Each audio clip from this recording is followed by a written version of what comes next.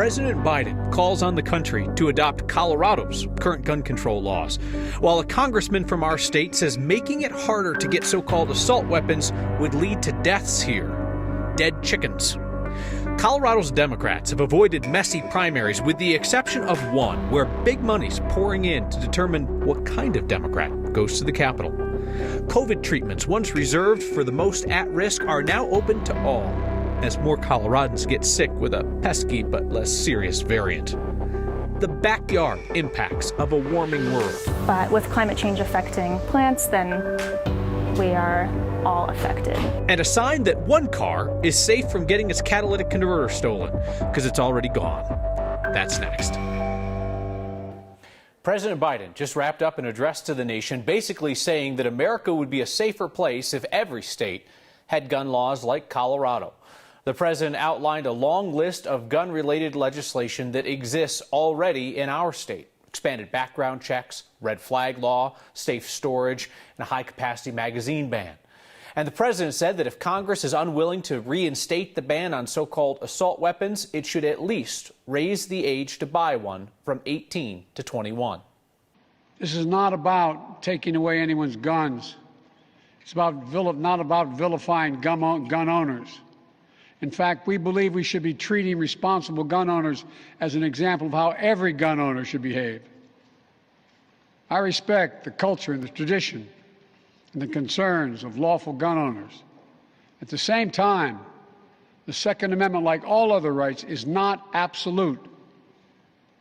It was Justice Scalia who wrote, and I quote, "Like most rights, the rights granted by the Second Amendment are not unlimited." Not unlimited. It never has been. What we did not hear from President Biden tonight was any kind of a plan to pass his gun control agenda through Congress. If you're a gun owner who just heard the president's address, we're curious about your thoughts. We have been reading some detailed and thoughtful feedback from Colorado's gun owners all week long, and look for us to share some of those voices of gun owners in our state here in the coming weeks. Seems they are often a voice that's drowned out by the views of the gun lobby. I read each and every word that you email to next@9news.com. 5 of the 10 deadliest shootings in American history involved an AR-style rifle. At a congressional hearing today, Colorado's Republican Congressman Ken Buck tried to shift the discussion away from AR-style rifles, saying that restricting access to those weapons would cost lives in Colorado. Chickens' lives. In rural Colorado, an AR-15 is a gun of choice for killing raccoons before they get to our chickens. It is a gun of choice for killing a fox. It is a gun that you control predators on your ranch, on your farm, on your property. House Democrats plan to bring forward legislation to ban so-called assault weapons. That has zero chance of passing in the United States Senate, where Democrats need Republican votes to overcome a filibuster. Primary ballots go out in the mail next week, and Colorado Democrats are preparing for a pretty boring primary night. Democrats have avoided primaries for all the big statewide races. In fact, the most interesting Democratic primary in Colorado might be for a state house seat in Denver, a race that reveals the divide between a rising progressive wing and centrist Democrats backed by business interests. Big money is very interested in House District 6. And so's our politics guy, Marshall Zellinger.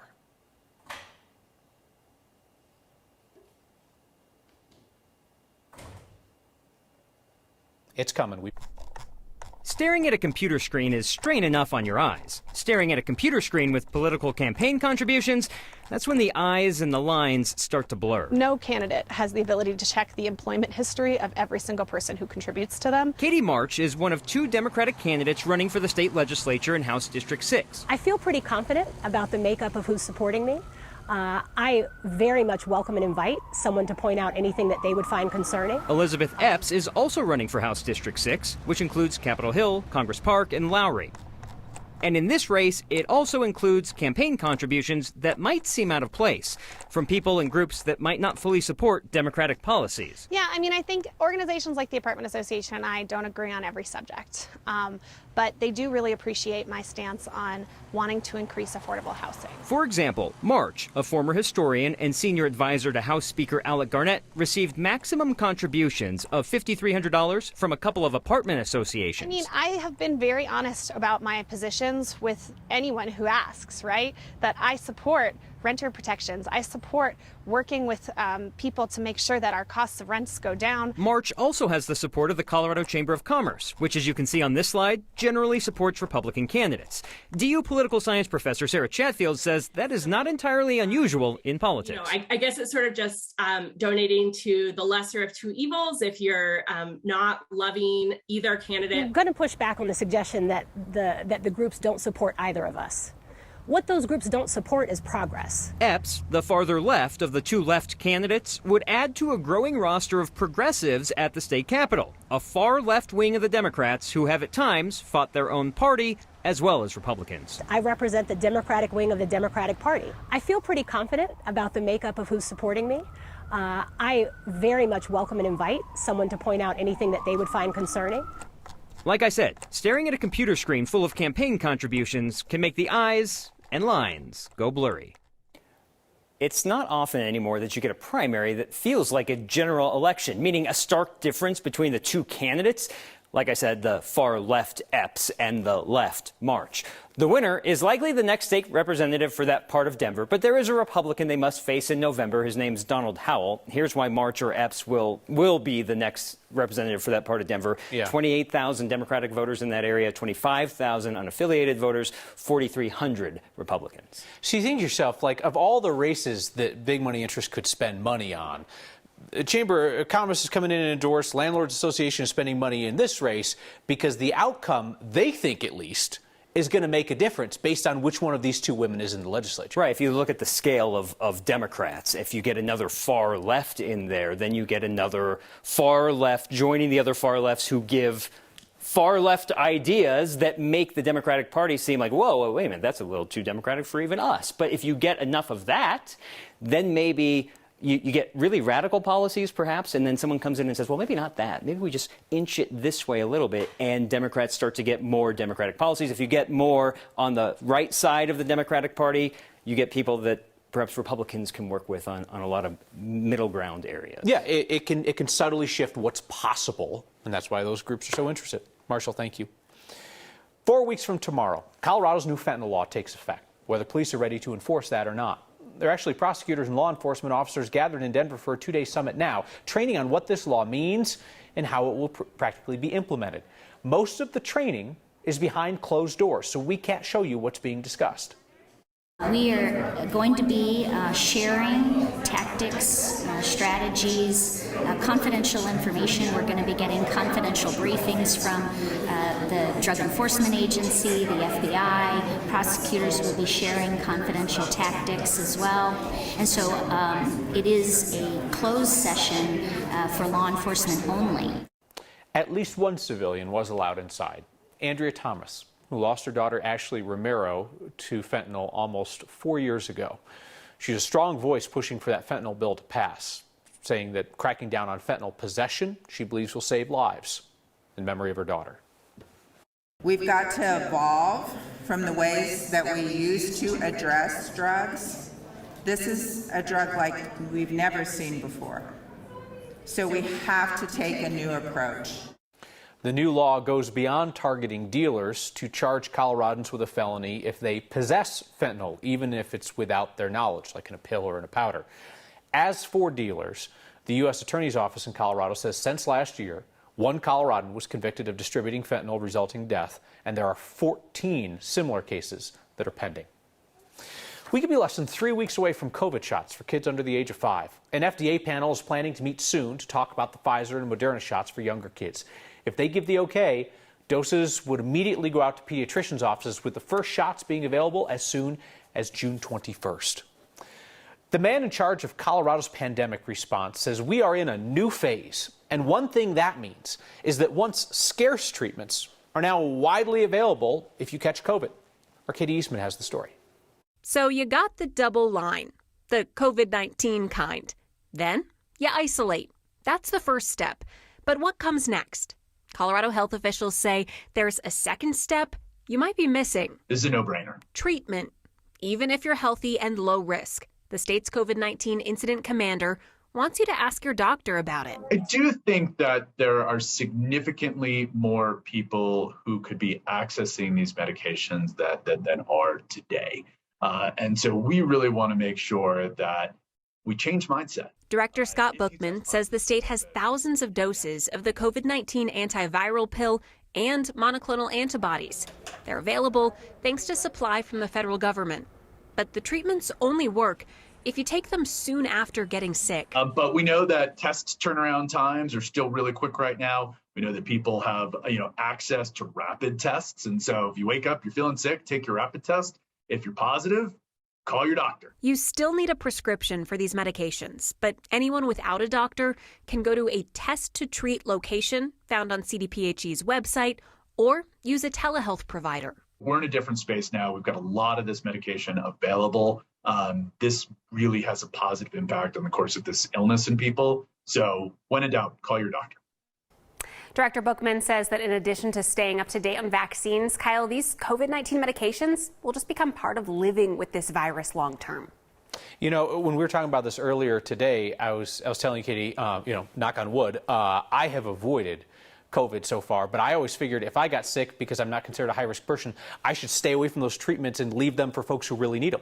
And that's not what Director Bookman told me today. He emphasized there's no supply constraints. Our state has easy access to more doses, too. Good for people to know to take good care if they happen to get sick. Thank you, Katie. Climate change is here. One researcher wants us to know it's impacting the plants in our backyard. Plants are essential to our life. Colorado has a car theft problem, you knew that, and a car part theft problem. We saw a sign of that. Next.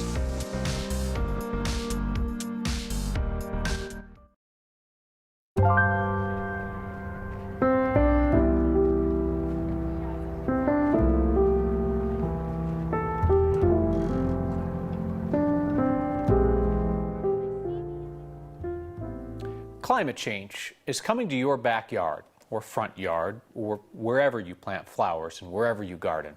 A researcher from Denver Botanic Gardens shared her predictions about Colorado's future flora through the lens of our photojournalist Corky Scholl. All life depends on plants, but with climate change affecting plants, then we are all affected. So I'm specifically studying the effects of warming temperatures on rare alpine plants in Colorado. These are our seed collections collected since 1987 up to the present. Let's see what's in here. Seed banking is a good way to ensure that we have these collections in storage in case something does happen to these species. Okay, well, yeah.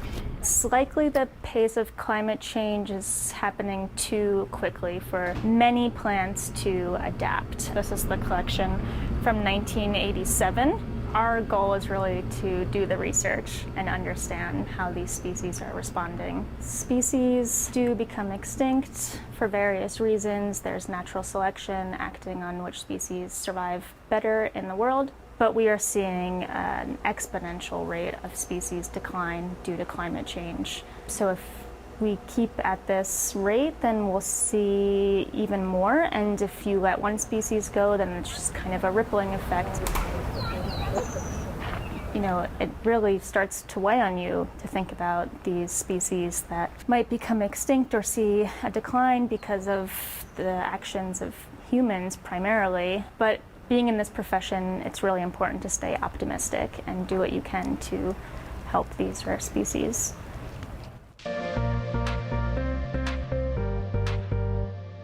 After such a soggy end to May and beginning of June, the numbers on the drought monitor looking pretty good. The Denver area is still looking at moderate drought, but abnormally dry for our northern and central mountains. And look at that little donut hole right there around Jackson County. We are looking at no drought. Unfortunately, still the western slope, the eastern plains, looking at extreme drought continuing. So far for the month of June, only a couple of days in, and we have half an inch out at DIA, well above average. Always a nice place to be.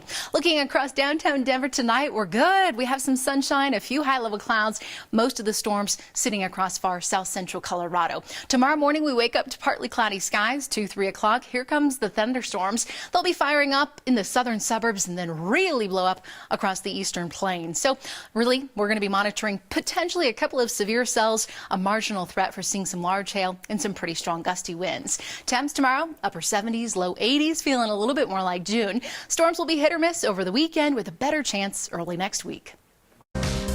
Catalytic converters are being stolen to sell to people who had their catalytic converters stolen. State Patrol has an idea to stop that. You know, at this point, anything is better than nothing to try and deter theft.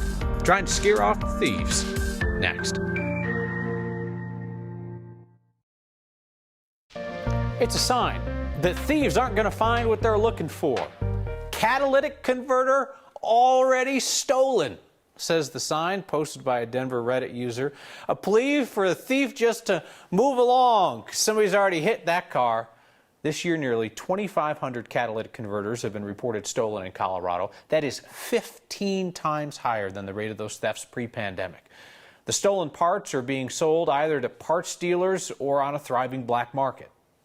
There's black market metal recyclers who are smelting these goods for the metals and then transacting them, and then the black market area where these converters are being stolen off vehicles to be resold, to be put on other vehicles who also had their converters stolen. It's like a circle of theft. Colorado State Patrol is offering to etch a special serial number onto your catalytic converter, a non-removable etching, a chemical etching onto the metal. So we use a product.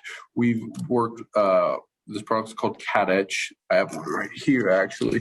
Uniquely identifiable labels. They go straight on the catalytic converter. This is an etching product. Once you place the label on the catalytic converter, you apply the fluid and it etches that number into the catalytic converter. That unique number then gets tied into your vehicle's VIN number and is traceable and accountable for law enforcement. CSP has signed up about 3,500 people statewide for this program. Of those 3,500 cars, 5 still had their catalytic converter stolen.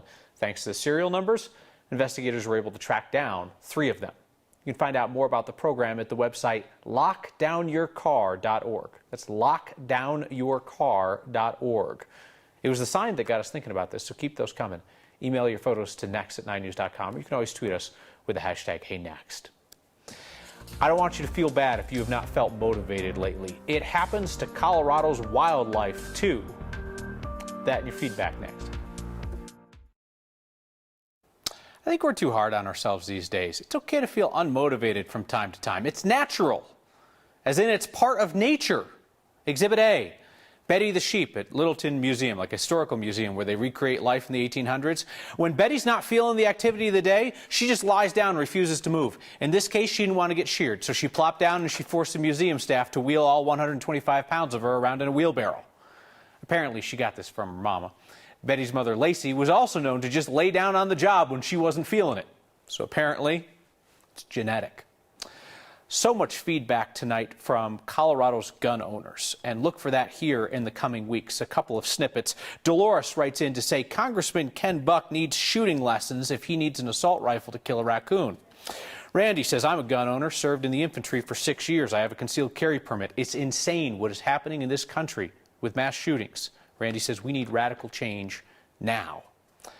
And I got this in the mail this week. This is the sweetest thing. I came with a card from one named Pam in Westminster. She sends nice notes to people with a little card that says, you make a difference.